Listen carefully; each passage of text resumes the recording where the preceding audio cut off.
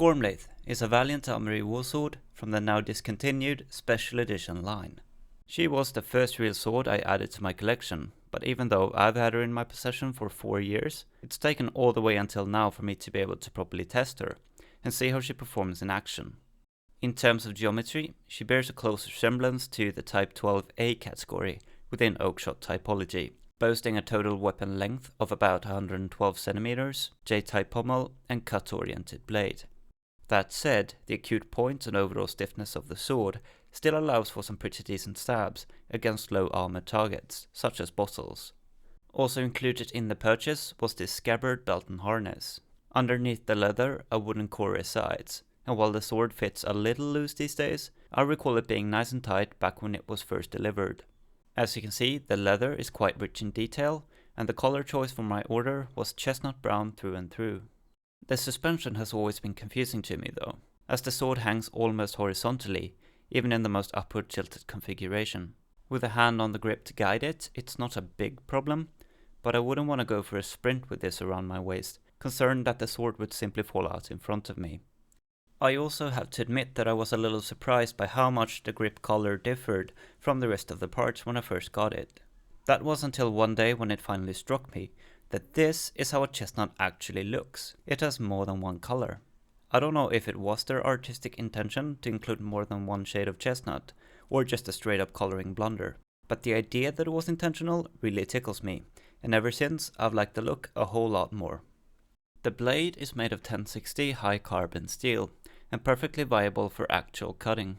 I didn't really perform any abusive testing, except for hitting the pedestal by accident, but it's at least clear that cutting bottles is something this weapon can reasonably do, as I went through something like 70 of them, and still haven't seen any effect on the edge. There are a few tiny scratches on the profile where the plastic presumably made contact, but they're very small, and it's nothing you'd notice unless you were actively looking for it. From what I gathered on the web, the blades for the special edition line were all made in a separate forge located somewhere in China, and later assembled in VA's shop in the US. This would serve as some explanation for the sword's affordability. I paid $676 excluding import fees for the entire package. There were a few imperfections on the sword out of the box. There's a small scratch on top of the crossguard, and this black spot on the leather wrap has always been a true eyesore. It's probably my biggest gripe about the sword. The guard also has a slight upward tilt on the engraved side of the blade, which leads to the fit looking tight on one side, while much worse on the other. Otherwise the blade is nice and symmetrical, and the sword feels sturdily built. There's never been any rattle. It's not the most nimble or easy to handle, but it's not exactly supposed to be either. This is built for cutting, and in that respect I feel it does pretty well. Personally, I had some issues cleaving through the bigger bottles in particular, but I would put that down to my inexperience with real-life cutting and edge alignment rather than the sword. I was also pretty exhausted by the time we actually got to the bottle cutting session, and that certainly didn't help. Quite a number of bottles were sent flying as if hit by a baseball bat. The overheads were significantly easier to pull off though, probably because the bottles were then knocked into the platform rather than swayed to the side. Nature did take its toll, and on the morning after, there were major outbreaks of what I believe to be surface rust. The sword was admittedly very dry when I started cutting, as I hadn't oiled it for 3 years, and over the course of the day I occasionally left it lying in the grass to soak. Not the best idea, but with a thorough polish and new coats of oil, that was quickly sorted out. I was even able to improve one of the rust spots on the pommel that had been building up over the last couple of years. And I dare say she looks better today than she does in the video. Overall, I'm happy with this sword. It's not the ultimate weapon in any way. I've always thought of it as the quintessential medieval sword. And worded differently, a bit ordinary?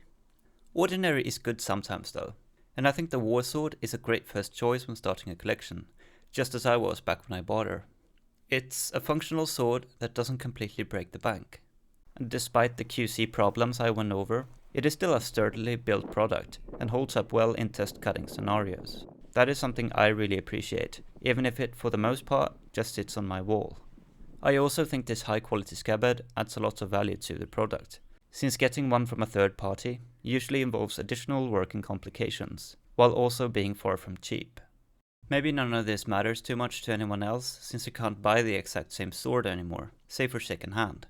There is a Craftsman series war sword that looks almost the same aesthetically, but it probably differs widely from this in other aspects, since that sword is made solely by VA, and the price is twice as high.